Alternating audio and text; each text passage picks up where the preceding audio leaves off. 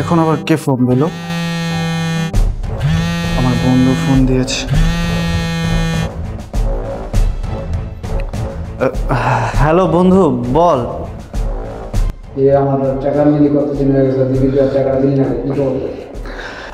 আসলে কি হয়েছে বলতো? তুই তো জানোসই যে 6 মাস ধরে আমার কোনো চাকরি নাই। আমি একটা প্রয়োজনে তোর কাছে টাকা নিয়েছিলাম। আমি ভাবছিলাম কয়েকদিনের মধ্যে চাকরির ব্যবস্থা হয়ে গেলে তারপর আমি তোর টাকাটা পরিশোধ করে দেব। বন্ধু, আমি না কোনোভাবেই চাকরির ব্যবস্থা করতে পারি নাই, তোর টাকাও ম্যানেজ হয় নাই। তবে বন্ধু, তুই যেহেতু এতদিন ধৈর্য ধরছস, আর কয়েকটা দিন ধৈর্য ধর, আমি তোর টাকাটা পরিশোধ করে দেবো।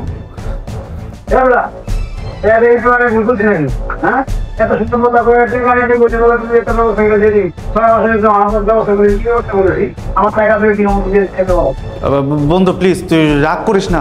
আমি তো বলছি তোর টাকাগুলো আমি দিয়ে দেবো।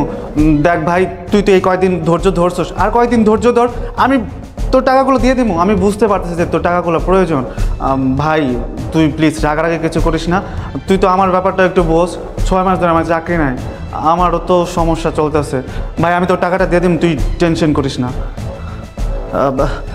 আচ্ছা ঠিক আছে ভাই, আমি তাহলে ফোনটা রাখতেছি। হ্যাঁ, আচ্ছা আচ্ছা ঠিক আছে। শ্রাবণের 6 মাস ধরে চাকরি নেই, কিন্তু আমি তো দেখি ও প্রতিদিনই অফিসে যায়।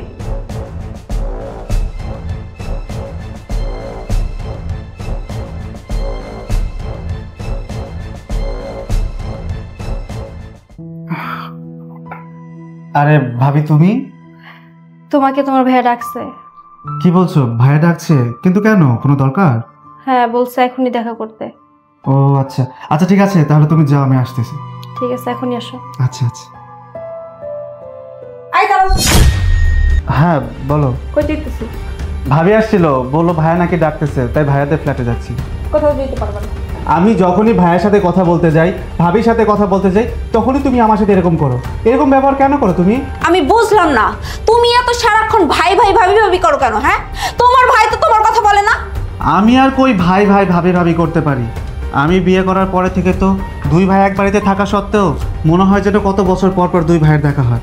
আচ্ছা শোনো, ভাই ডেকেছে, আমি শুনে আসি ভাইয়া কি বলে। এই দাঁড়াও, বললাম না তুমি যাইতে পারবে না। দেখো নেহা, ভাবি বলে গেল ভাইয়া হয়তো আমাকে কোনো ইমার্জেন্সি দরকারে ডেকেছে, হয়তো কোনো প্রয়োজন আছে, আমি যাচ্ছি, তুমি আমাকে বাধা দিও না তো। ও, তোমার কাছে তোমার ভাই ভাবি ইম্পর্টেন্ট, আমার কথা ইম্পর্টেন্ট না। আমি বলছি তুমি যেতে পারবে না, তার মানে তুমি যেতে পারবে না। আমি তাদের সাথে কোনো সম্পর্ক রাখতে চাই না। সম্পর্ক সম্পর্ক আর কই রাখতে পারলাম? আমরা একই মায়ের পেটের 2 ভাই। আমার বাবা মা মারা যাওয়ার পর এই ভাই আমাকে বড় করেছে, লেখাপড়া করিয়েছে। বিয়ের পরে থেকে 2 ভাই একই বাড়িতে থাকে ঠিকই, কিন্তু দুজনের চোল আলাদা, দুজনে আলাদা আলাদা খায়, দুজনের আলাদা সংসার। একই মায়ের পেটের ভাই হয়েও আমাদের সম্পর্ক এমন যেন আমরা অপরিচিত, পর মানুষ। 2 ভাইয়ের মধ্যে কোনো সম্পর্কই নেই। আর তুমি এত যে ভাই ভাই করো, লাভ কি? তোমার ভাইয়ের সাথে সম্পর্ক রাখা কি লাভ হইতেছে আমাদের? শোনো, এত কথা না বলে যাও, অফিসে যাও। তোমার অফিসে যেতে লেট হয়ে যাবে নয়তো। আর তুমি এখন কথা বলতে চাইতেছো, তুমি যদি কথা বলতে যাও তাহলে তোমার অফিসে যেতে পারবে না, লেট হয়ে যাবে। আর তোমার ভাইয়ের আর কি? তোমার ভাই তো আর চাকরি করে না তোমার মতো, তোমার ভাই তো বিজনেস করে, তার লেট হলেই কি? শোনো শ্রাবণ, তোমার ভাই তোমার ভালো চায় না, তোমার ভাই চাই তোমার সর্বনাশ। এই বাড়িতে আমি দায় ঠিক রইছি, কারণ এই বাড়িটা তোমার বাবা তোমাদের 2 ভাইয়ের নামে লিখে গেছে। শোনো, তুমি যদি একটা বাড়ি করতে পারতাম তাহলে আমি এই বাড়িতে এক মুহূর্তও থাকতাম না। দেখো, তোমার ভাই তোমার ভালো চায় না। আমি চাই না তুমি তাদের সাথে কোনো সম্পর্ক রাখো, তাদের সাথে কোনো যোগাযোগ রাখো। তোমার অফিসে লেট হয়ে যাচ্ছে, তুমি যাও, অফিসে যাও। তাদের সাথে যোগাযোগ করার কোনো দরকার নেই। তোমার কথা হয়েছে? তোমার সাথে কথা বললে আমার অফিসে লেট হবে না, ভাইয়ের সাথে কথা বলতে গেলে আমার অফিসে লেট হয়ে যাবে, তাই না? শোনো, তোমাকে বিয়ে করার পরে থেকে ভাইয়ের সাথে তো মনে হয় 1 বছর ধরে আমি কথা বলি না। ভাই আমাকে ডেকেছে, হয়তো কোনো ইম্পর্টেন্ট দরকার আছে, এর জন্য ডেকেছে। আমি যাচ্ছি ভাইয়ের কথা শুনতে। এই শ্রাবণ, শোনো, দাঁড়াও, যাবে না বলছি। চলে গেল। আমার কথার কোনো মূল্য না দিয়েও চলে গেল। দাঁড়া, তোর ব্যবস্থা করতেছি। কি ব্যাপার? তুমি শ্রাবণকে বলো নাই যে আমি ওর এখনই আসতে বলছি? হ্যাঁ বলছি তো, আসতেছে। কো, ওর কোনো খবরই নেই। আরে চলে আসবে এখনই। ওই তো শ্রাবণ আসছে। ভাইয়া, তুমি আমাকে ডেকেছিলে? হ্যাঁ, ডেকেছিলাম। হ্যাঁ ভাইয়া, বলো কি বলবে? আমার আবার দেরি হয়ে যাচ্ছে, অফিসে যাব। শোন শ্রাবণ, তুই আমার ভাই, মায়ের পেটের একমাত্র ভাই। বাবা মা মারা যাওয়ার পর তোরে আমি কোলে পিঠে করে বড় করছি, লেখাপড়া করেছি, মানুষ তো মানুষ করছি।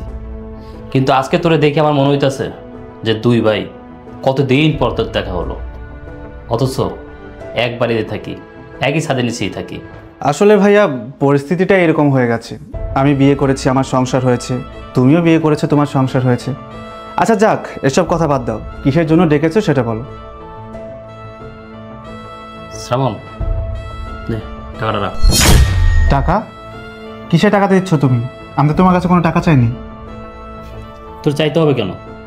আমি তোর বড় ভাই, আমার একটা দায়িত্ব কর্তব্য আছে। আজকে তোদের অ্যানিভার্সারি। শোন, তুই তোর বউকে নিয়ে আজকে সারাদিন ঘুরবি ফিরবি, যা খাইতে মন চাইবে খাবি, তোর বউকে গিফট করবি। এই টাকাটা আজকে সারাদিন ইচ্ছে মতো খরচ করবি। আমার কোনো টাকা পয়সা লাগবে না, আমার টাকা পয়সা আছে। শ্রাবণ, আমি তোর বড় ভাই, আমি দিতেছি, নে রাখ। বললাম তো ভাইয়া, আমার কোনো টাকা লাগবে না, এই টাকা তোমার টাকা, তুমি রাখো। শ্রাবণ, তোর কাছে টাকা নাই, টাকাটা রাখ। কে বলেছে আমার কাছে টাকা নাই? আমার কাছে টাকা আছে ভাইয়া, আমার টাকা লাগবে না। শ্রাবণ, আমি জানি তোর কাছে টাকা নাই। কি বলছো কি এসব? তুমি কিভাবে জানো যে আমার কাছে টাকা নাই? শ্রাবণ, আমি সব জানি, আমি তোর বড় ভাই, আমার সাথে মিথ্যা কথা বলিস না। তোর কাছে টাকা নেই, কারণ গত 6 মাস ধরে তোর চাকরি নেই, তুই অনেক ধার দেনা করে চলতেছিস, ঋণী হয়ে গেছিস। নে টাকাটা নে, টাকাটা নিয়ে খরচ কর। তাছাড়া আজকে তো তোদের অ্যানিভার্সারি, নে টাকাটা নে। ভাইয়া, তোমাকে কে বললো আমার চাকরি নেই? আমি তো এসব কথা কাউকে বলিনি। আমি বলেছি। কি বলছো ভাবি? তুমি বলেছো মানে? কিন্তু তুমি কিভাবে জানবে যে আমার চাকরি নেই, আমি ধার দেনা করে চলতেছি? ওই দিন যখন তুমি সিঁড়ির সামনে দাঁড়িয়ে ফোনে কথা বলছিলে, তোমার সমস্ত কথা আমি শুনে নিয়েছিলাম। সেজন্য আমি এসে তোমার ভাইকে বলছি যে তোমার 6 মাস যাবৎ চাকরি নেই, তোমার সংসারে অনেক টানাটানি, তুমি ঋণের তলে আছো। কি? শ্রাবণের 6 মাস ধরে চাকরি নাই, অথচ এই কথাটা আমিও জানি না। হ্যাঁ ভাবি, তুমি ঠিকই শুনেছো। আসলে গত 6 মাস ধরে আমার চাকরি নেই। আমি এই বিষয়টা কাউকে জানাতে চাইনি। আমার চাকরি নেই বলে আমি ধার দেনা করে চলতেছি। যাদের কাছ থেকে আমি টাকা ধার নিয়েছি, তারা প্রত্যেকে আমাকে টাকার জন্য চাপ দিচ্ছে। আর এই সময় ভাই আমাকে বলতেছে আজকে আমার অ্যানিভার্সারি, আমি যেন ওনার কাছ থেকে 1 লক্ষ টাকা নিয়ে আমার অ্যানিভার্সারি পালন করি। কিন্তু ভাইয়া, দেনাদাররা সবসময় আমাকে ফোন দেয়। দেনাদারদের চাপে আমি রাতের বেলা ঘুমাতে পারি না।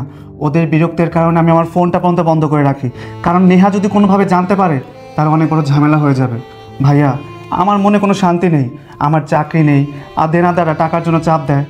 আর তুমি আমাকে এই সময় ডেকে বলছো অ্যানিভার্সারির জন্য 1 লক্ষ টাকা দেবে, আর আমি যেন অ্যানিভার্সারি পালন করি। ভাইয়া, আমি এসব পারবো না। শোন ভাই, কে কয় টাকা পাবে ওই চিন্তা আজকে করার দরকার নেই। এই টাকাটা নিয়ে আসে ঘুরলে মনটা ফ্রেশ হবে। আর অফিসে যাওয়ার আরও টাকা করার দরকার নেই। ভাইয়া, তুমি আমার মায়ের পেটের বড় ভাই। তুমি আমাকে অনেক কষ্ট করে মানুষ করেছো, লেখাপড়া করিয়েছো। আমি বিয়ে করেছি, আমার সংসার হয়েছে। বিয়ে করার পরে থেকে আমি স্বার্থপর হয়ে গেছি। আমি আমার বউয়ের কথা শুনে তোমার সাথে কখনো দেখাও করিনি, তোমার সাথে ভালোভাবে কথাও বলিনি। আমরা একই ছাদের নিচে থাকি ঠিকই, কিন্তু বছরের পর বছর আমাদের দেখা হয় না। ভাইয়া দেখো, আজকে আমার ইউনিভার্সিটি, আর এই ইউনিভার্সিটির দিনে তুমি আমাকে 1 লক্ষ টাকা দিচ্ছ যাতে আমি আমার বউকে নিয়ে ঘুরে বেড়াই, আমাদের ভালো সময় কাটে। ভাইয়া, তুমি আমার জন্য কত ভাবো, অথচ আমার বউ আমাকে বলে তুমি আমার ক্ষতি চাও। এইটা বিশ্বাস করে আমি তোমাকে ভুল বুঝেছি, আমি আমার ভুলটা বুঝতে পেরেছি। কিন্তু ভাইয়া, আমি তোমার কাছ থেকে এই টাকাটা নিতে পারবো না। শোন, ভাই বড় ধন, রক্তের বাঁধন, যদিও পর হয় নারীর কারণ, কোনো ব্যাপার না। পানি কাটলে যেমন 2 ভাগ হয় না, ভাই কখনো পর হয় না। এইখানে আমারও ভুল ছিল। আমি বড় ভাই, আমার একটা দায়িত্ব ছিল, কর্তব্য ছিল। আমার যে দায়িত্ব কর্তব্য ছিল সেটাই আমি ভুলে গেছি। আমার ছোট ভাই কী অবস্থা আছে, আমার ছোট ভাই খেয়ে আছে না খেয়ে আছে, সেই খোঁজখবর আমি নেই। আমি যদি খোঁজখবর নিতাম তাহলে এই 6টা মাস তো এত কষ্ট করা লাগতো না। যাই হোক, তোরা চাকরি করার দরকার নেই, বুঝতে পারছোস? আমাদের যে ব্যবসাটা আছে আমরা 2 ভাই সামলাবো। আর কথা বলিস না তো, যা। আচ্ছা, সারাদিন তুই ঘুরবি তো বউকে নিয়ে, যা। আবার কি? ভাইয়া, বছর পর বছর চলে গেছে, অথচ তোমাকে আমি কাছে পাইনি, শুধুমাত্র আমার বউয়ের কারণে। আমি শুধুমাত্র তোমাকে ভুল বুঝে গেছি। শোনো, শুধু শুধু বোর দোষ দিও না, দোষ তোমারও আছে। এখন এত কথা না বলে বউকে নিয়ে ঘুরে আসো, যাও। যা। আচ্ছা ভাই, আসি। ভাবি, আসি। আজকে আমার খুব শান্তি লাগতেছে। আমার ভাই আমার বুকে আসছে, পুরোনো সম্পর্কটা আবার জোড়া লাগলো। আমার অনেক ভালো লাগছে। তুমি না বলে তো বুঝতেই পারতাম না। যাই হোক, তোমাকেও অনেক ধন্যবাদ। ও তুমি এখানে? তাহলে তুমি সব কথাই শুনে ফেলেছো। আচ্ছা নেহা, এখন কি বলবে বলো তো? তুমি তো সবসময় আমাকে বলতে আমার ভাই আমার ক্ষতি চায়, আমি যাতে আমার ভাইয়ের সাথে না মিশি। তোমাকে বিয়ে করার পরে থেকে আমি আমার ভাইয়ের সাথে মিশতে পারিনি। আমার ভাইয়ের সাথে আমার দূরত্ব করে দিয়েছো, আমাদের সম্পর্ক নষ্ট করে দিয়েছো। আজকে আমাদের অ্যানিভার্সারি, আর সেটা ভাইয়া মনে রেখেছে। আর ভাইয়া মনে রেখে আমাকে ডেকে এনে এই 1 লক্ষ টাকা দিয়েছে, যাতে আমি এই 1 লক্ষ টাকা নিয়ে তোমার সাথে আমি ভালো সময় কাটাতে পারি, তোমাকে নিয়ে ঘুরতে যেতে পারি, তোমার পছন্দের গিফট কিনে দিতে পারি। ভাইয়া আমাদের জন্য কত ভাবে, আর অথচ তুমি কি করেছো? তুমি সেই ভাইয়ার নামে আমার কানে বিষ ঢেলেছো। তোমার কথা আমি বিশ্বাস করে আমি আমার ভাইয়াকে কতই না ভুল বুঝেছি। শ্রাবণ, আই এম রিয়েলি সরি। আসলে তুমি আমাকে বিয়ে করে এই বাড়িতে বউ করে আনার পরেই আমি 1 হাঁড়ি 2 করে ফেলছি। তোমাদের ভাই ভাইয়ের মধ্যে দূরত্ব সৃষ্টি করে দিছি। দেখো না, একই বাসায় একই ছাদের নিচে থাকার পরেও তারপরেও তোমাদের ভাই ভাইয়ের মধ্যে কতটা দূরত্ব। ভাইয়া ভাবি খুবই ভালো মানুষ, কিন্তু আমি সবসময় ভাবতাম তারা খুব খারাপ। এই জন্য সবসময় আমি তোমার কানে কুপরামর্শ দিতাম তাদের নামে। ওই যে ভাইয়া একটা কথা বললো না, ভাই বড় ধন, রক্তের বাঁধন, যদিও পর হয় তা নারীর কারণ। এটা একদম সত্যি। আমার জন্যই তোমাদের ভাই ভাইয়ের মধ্যে এতটা দূরত্ব। শ্রাবণ, যদি পারো আমাকে মাফ করে দিও। নেহা, তুমি যে তোমার ভুলটা বুঝতে পেরেছো তাতে আমি খুশি। হ্যাঁ, আচ্ছা শোনো, ভাই আমাকে 1 লক্ষ টাকা দিয়েছে, আজকে আমাদের অ্যানিভার্সারি, চলো আমি তোমাকে নিয়ে ঘুরতে যাব। না না, আজকে খুশির দিন, আর এই খুশিটা কিছুতেই আমরা একা উপভোগ করতে পারি না। ভাইয়া ভাবি আমাদের খুশিটা আমাদের সাথে উপভোগ করবে।